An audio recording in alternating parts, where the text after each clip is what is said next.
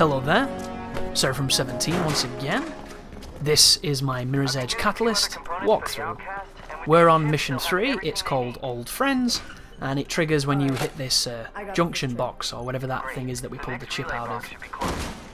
So do you see the technique that we did just then? When you move towards a doorway, you can press the right trigger, and Faith will charge at it and punch it. It is a pre-canned animation. It is an animation that cancels other animations, and there's a really fun trick in this game where you can cancel fall damage by doing those door slams. So if you're doing a big jump and you want a commando roll after it, but there's a door close, you don't have to do the commando roll. You can just cancel immediately into doing the door slam. And even greater than this, if you do a fall that is ridiculously high and you're going to die, there's no saving it, if there's a door there, you can escape death by hitting that door animation, and it will cancel your fall completely and put you into a safe state of entering the room.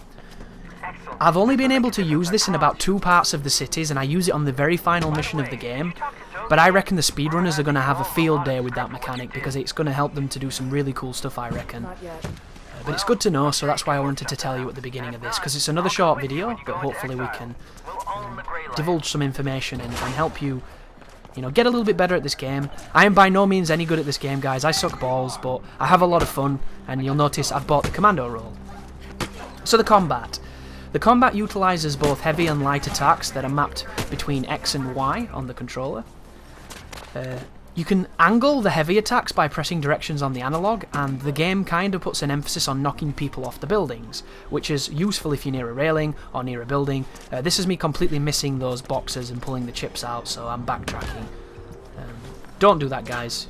Follow your waypoint. I just get too giddy and want to move fast, and I end up running away from the objective. It's very silly, but it happens. But the combat is interesting because they mention that the enemies will actually adapt to you and start to counter you, and all this means is certain enemies have certain weaknesses and certain attacks don't work if you repeat them. It never really becomes anything too detailed or complex or interesting, and as you'll notice when you watch me do this, it just looks awkward and weird. We look like somebody wiggling a leg that's not attached to a body while having this weird auto-shifting soft lock. And it's confusing. I don't know what they were thinking, I really don't, guys, and on a longer video we're really going to get into the whole why do they persist on shoving combat down the player's throat when all they want to do is move quickly.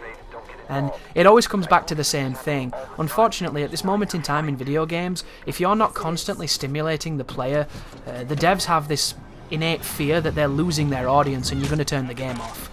They for some reason, they target every single game to this Call of Duty mindset of everything blows up every 5 seconds and you get medals for taking part. And I've never understood it.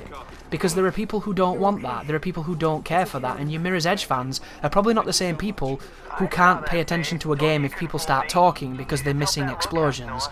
And I feel like it's almost insulting your target audience in some ways, but we're going to discuss this at length in bigger videos, guys. That was the mission.